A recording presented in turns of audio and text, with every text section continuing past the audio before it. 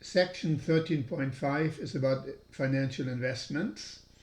And so there are 5 objectives. Number 1, to explore and analyze stock investments. And then we're going to look at bond investments. And then we're going to look at mutual fund investments. And then evaluating investment returns and exploring strategies for building a nest egg. I leave that open for self-study because it gets very individualized and you probably just need to get some basic information on that. But to look at stocks, everybody's probably heard of stocks. What does it really mean? Excuse me. Well, when you buy a stock in the corporation, it makes you part owner of the corporation, and then you share any profits the company makes. And there are basically 2 ways. One would be the dividends, and so if the company prospers, your stock will be attractive to others, so that they may, if you wish, sell your shares for a profit. So that's the other one, that's capital gain. And on the other hand, if you sell and you lose money, then you have capital loss. And then by return on investment, we mean the net difference between what you receive, including your sale price and any dividends received, and what you paid, your purchase price, plus any expenses of buying and selling the stock. And this may be something that some people are not aware of, but when you buy and sell stock, there are expenses involved. So, to make it a little bit more realistic, we're going to look at an example here, finding the return on ownership of stock. And there are 5 questions. So someone bought, Itsuko bought 100 shares of stock in Company A on January 15th, 2019, paying $30 per share. And then a year later, on January 15th, 2020, she received a dividend of 50 cents per share, and the stock price had risen to $31.75 per share. So here we have to ignore any other cost than the purchase price. So we are supposed to find out the total cost for the stock, the total dividend amount, capital gain if she sold the stock on January 15th, 2020, a total return for a 1 year stock ownership, and then the percentage return. So for part A, we simply multiply for the cost, we multiply the cost as a share, which is $30 per share, $30 per share, times the number of shares, and she bought 100 shares. So the total investment, or the total cost to her, was $3,000. So it's not very complicated, actually. And then the total dividends, part B, the total dividend rather, well, the dividend, we are told, dividend was 50 cents per share, 50 cents per share, so 0.50 per share. And since she bought 100 shares,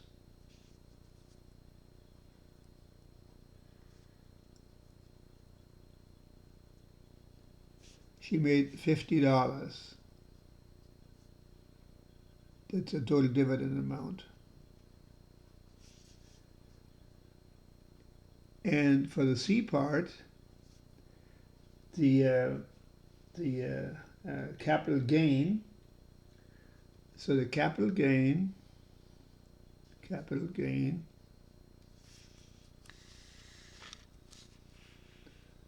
So you couldn't see that part. So again, for A, the total cost $30 per share times 100 shares is $3,000.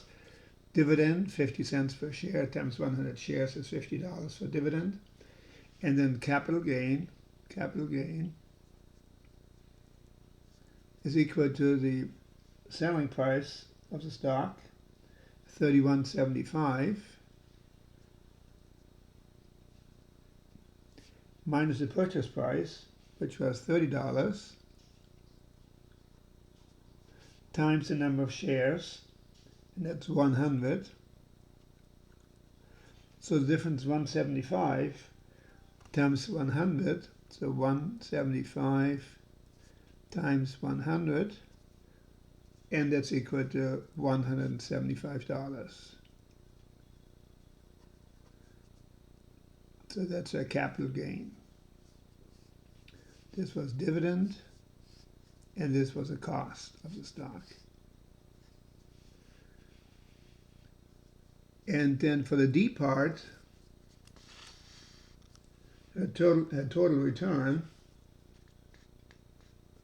for 1 year of stock ownership. So D would be the total return, and so the total return is a dividend of $50,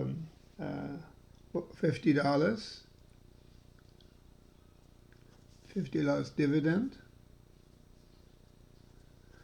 and $175 capital gain, $175 in capital gain.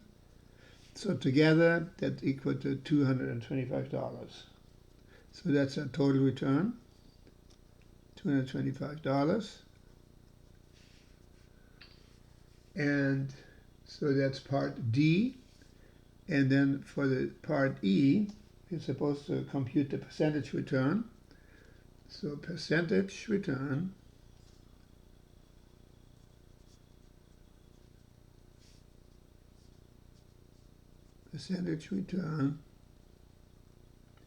is equal to the total return over total cost. Total return divided by the cost, total return divided by the cost, times 100. So that's equal to 225. That was the total return here in the previous part D. So it's 225 divided by 3,000. There was a total cost. There was part A times 100%.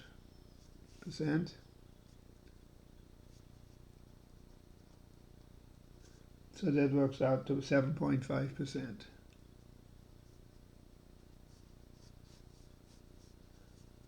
So that's a good return on investment, 7.5%. Yeah, I know the stocks that have a higher return, and that's all wonderful.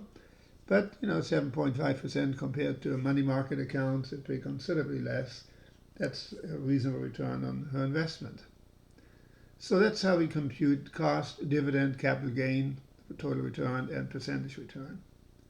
And so the steps are pretty much the same, doesn't matter what it is. And this is a very simple example, of course, but it works. For the next exercise, we need to look at table 14, so I just want to give you a little preview of that. That's the selected stock quotes, June 15th, 2018. And so here's a number of corporations. You've heard some of the names like Allstate, Bank of America, CarMax, Caterpillar, Chevron, etc., Harley-Davidson. I thought it was an interesting stock symbol for Harley-Davidson. You may have seen that here.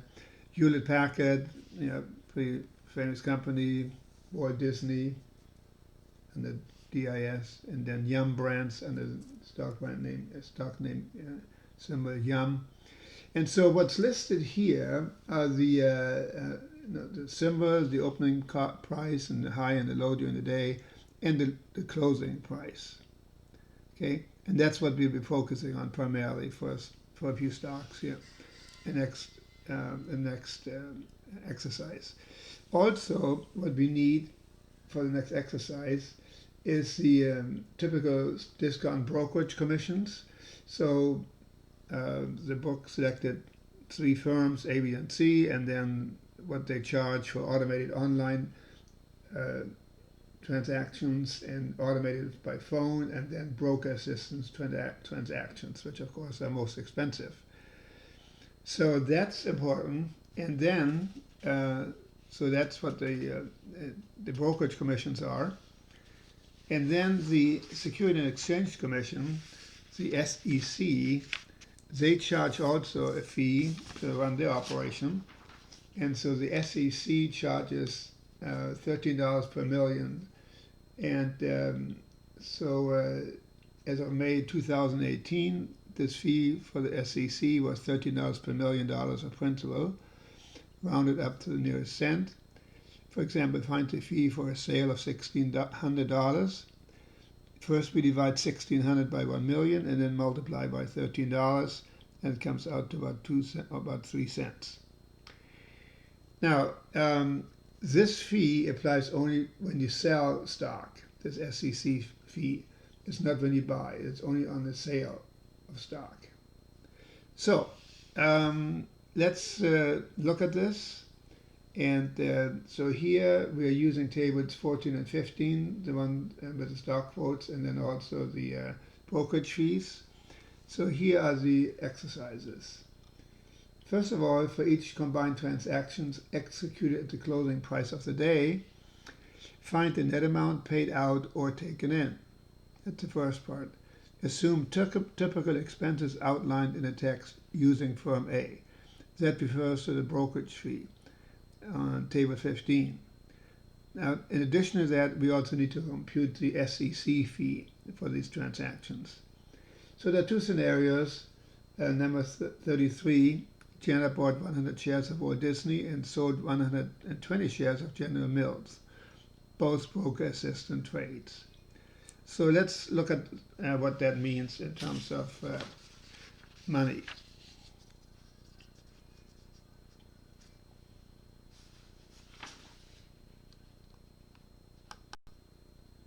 So for Disney, the closing price was $108.85. So she bought 100, that's 33. 100 shares times $108.85. So that would be $10,885. $10,885. So that's money that she spent. And then it says she sold 120 shares of General Mills. So again, let's look at table 14 and General Mills. And so General Mills, we see here's General Mills, and it's $45.43 per share. So in other words, she's selling 120 shares. So it's 120 times $45.43. $45.43. So for that she gets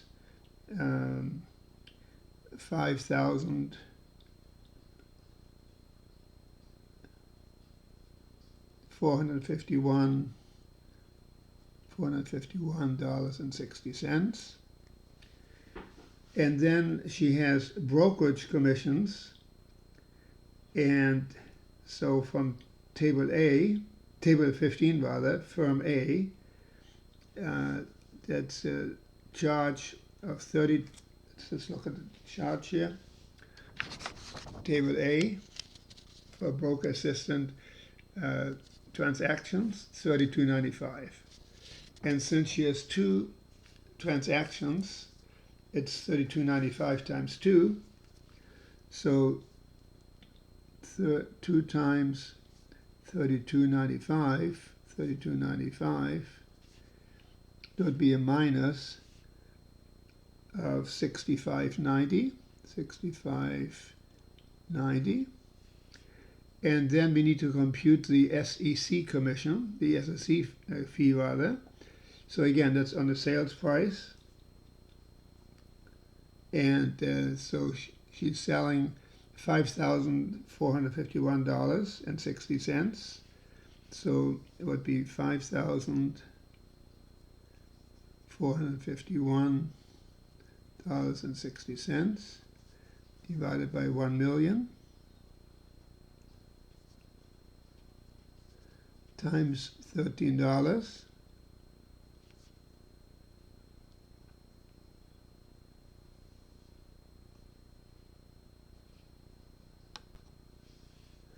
And that's equal to 7 cents.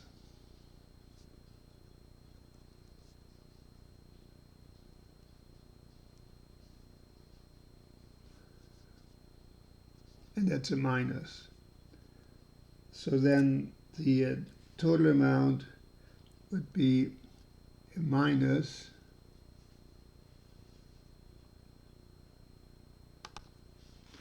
actually we need to round it up to 8 cents.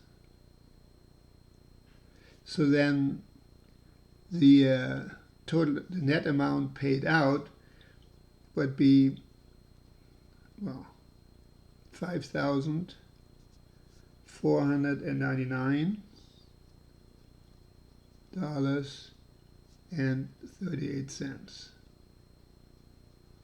So that's the net amount paid out.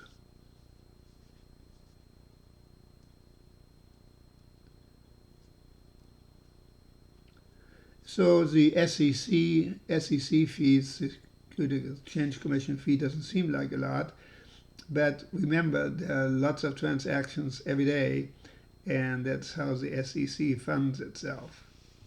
There may be other ways they collect money, but that's the most obvious one. So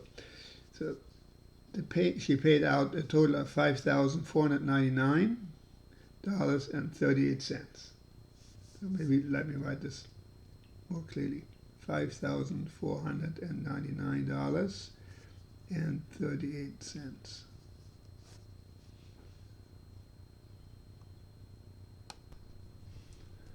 So for number 34, here we're told that Jasmine bought 800 shares of Bank of America stock.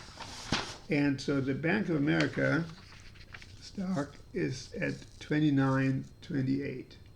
So that's what she bought it for, $29.28. So she bought 800 of those shares. So 800 times 29.28, 29.28, and that's equal to 23,424.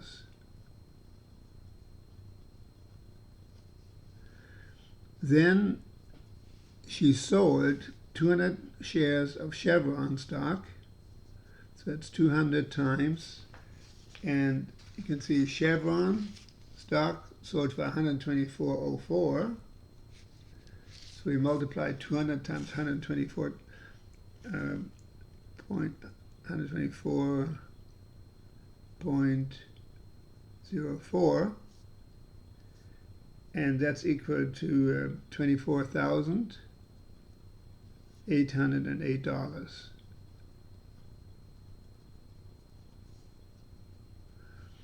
Now, it says here she did online trades. So when you look at the table 15 for the brokerage fees, so it's an online brokerage firm A type of charge of $5.95. So she did 2 transactions at $5.95. So 2 times $5.95.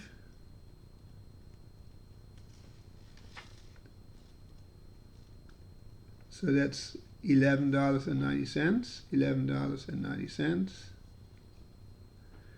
And then the SEC fee, that would be what she sold the stock for.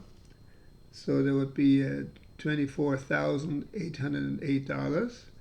So $24,808 divided by 1 million times $13, and that's equal to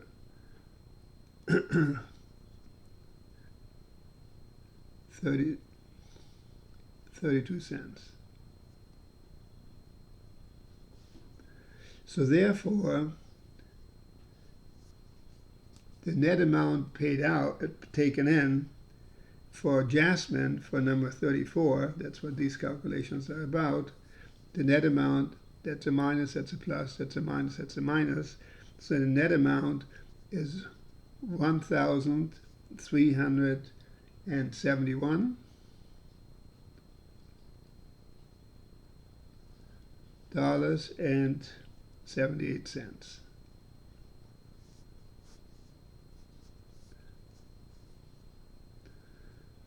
So I hope the calculations were transparent, that you can follow them easily.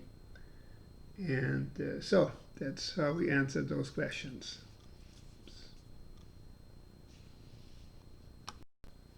So here's the way bonds work. So instead of using your capital to buy stock in a company, you may prefer to merely lend money to the company, receiving an agreed upon rate of interest for the use of your money. And by the way, that's simple interest. It's not compounded interest.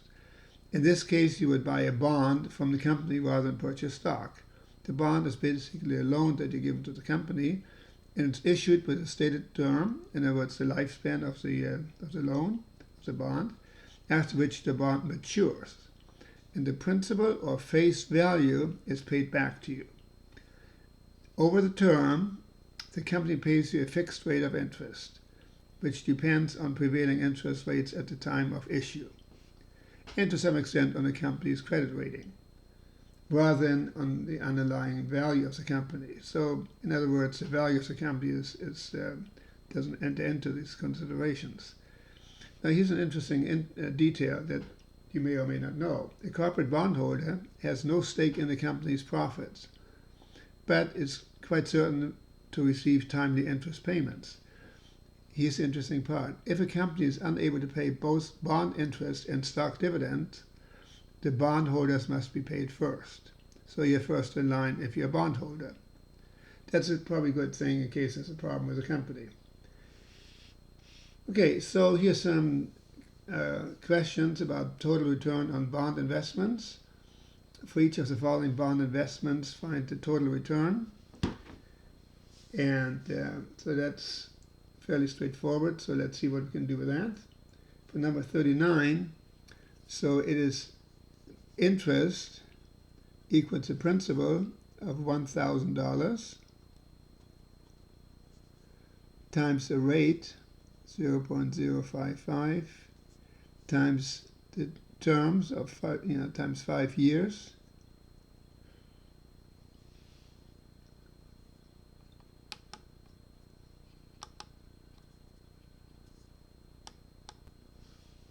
and that's equal to $275.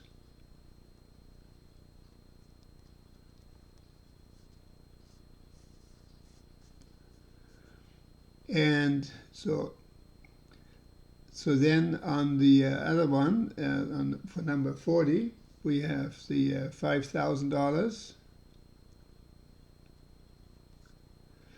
times the percentage of 6.4% for 10 years,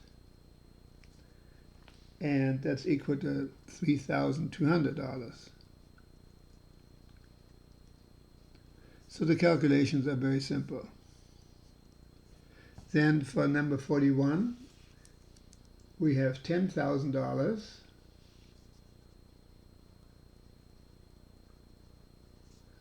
at 7.11%, so it's 0.0711 for 3 months, so that's 1/4 of a year, and that's equal to $177.75. $177.75.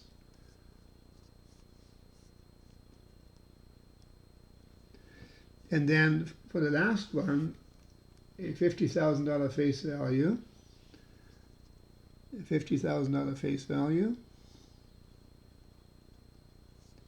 at 4.88% or 0.0488 times 6 months or 1/2 of a year. That would give you $1,220. So $1,220 return.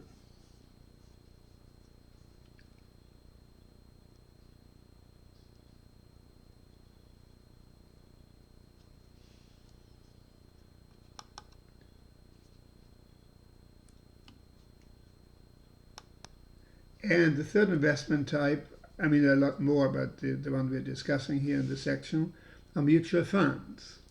And a mutual fund is a pool of money collected by an investment company from many individual and or institutions, and it is invested in many stocks. So it's a mix of stocks and bonds or money market instruments.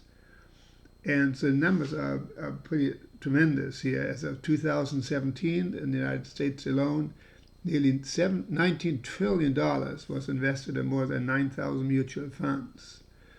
So you spread the risk when you do that, basically. Over 57 million US households held mutual funds, with a median mutual fund asset of these households approximately about $120,000. That's pretty good, but you think about 57 million households have invested about $120,000. Over a third, or 8.8 trillion, of mutual fund assets were in retirement accounts. So that's a good sign that there's money in retirement accounts for a lot of people. To help you better understand the differences and advantages, in other words, comparison of mutual funds versus stocks and bonds, please read pages 781 and 782 in the book. It's a lot to discuss, and I felt it would be better if you read it for yourself and thought about it, because at some point in time you may want to invest in, stocks, bonds, mutual funds, what have you. So at least you should have some basic understanding what the advantages of each one of them is, and the disadvantages as well.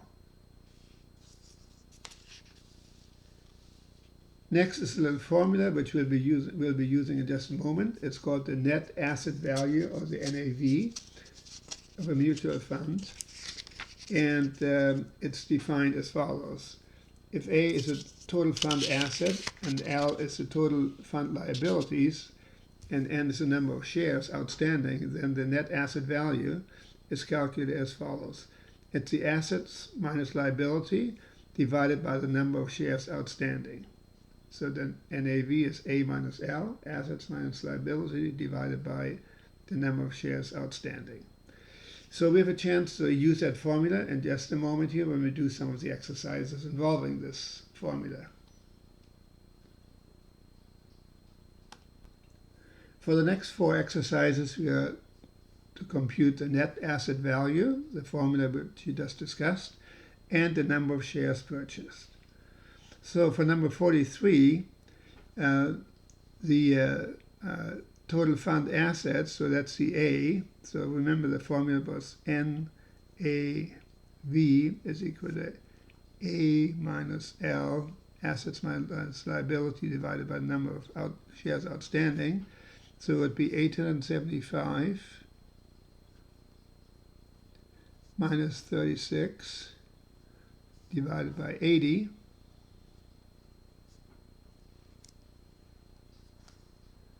And that is equal to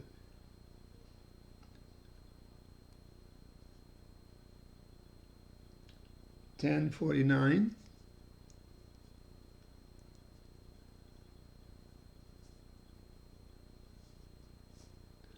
It's a net asset value. And since the amount invested is 3,000, the number of shares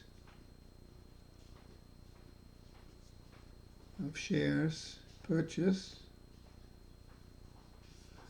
is equal to the amount invested of $3,500 divided by $10.49, the price per share, and that's equal to 300, rounded to 334 shares. That's rounded up.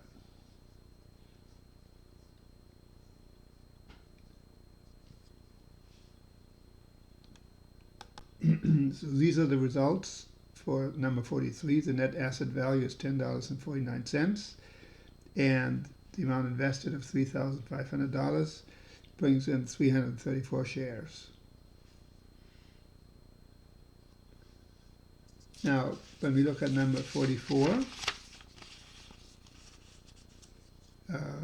we have the, so it's 44, the net asset value. The net asset value is 643 million minus 102 million divided by 50 million, and that's equal to $10.82. So that's the net asset value. Sorry about that. And then the number of shares would be $1,800 divided by $10.82 per share. They would buy 166 shares.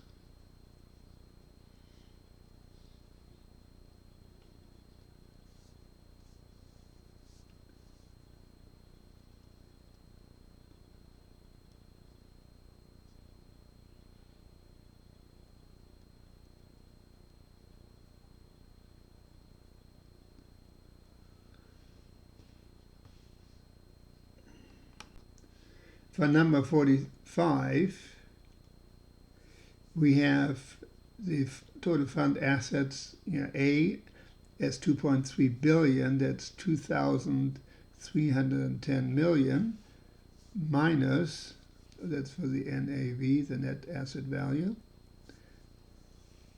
minus 135 million, and the number of outstanding shares is 263 million, so that's equal to $8.27.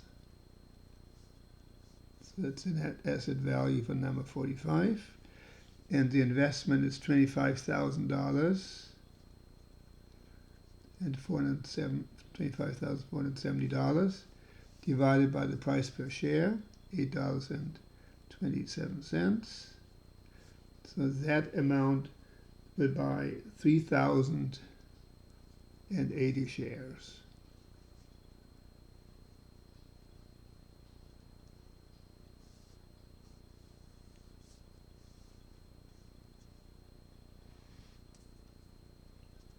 So that's number 45.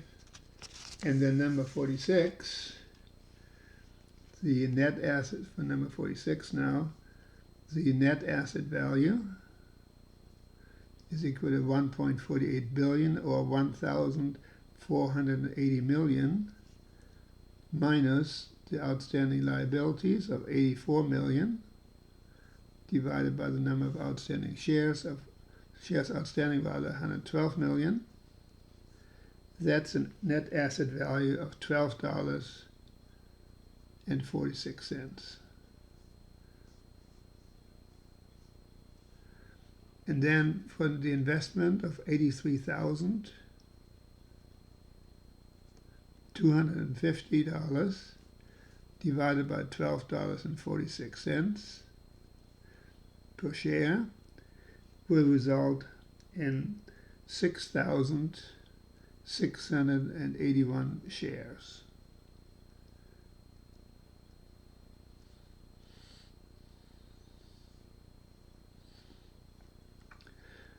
So as you can see, the actual calculations are not really that complicated. Oh, let me screw this up here. So this was the investment, 83,250 divided by $12.46 per share gives us a total of 6,681 shares. So the calculations are relatively simple, and so the only thing about this particular section is that there's a lot of new terminology, like net asset value is just one of them.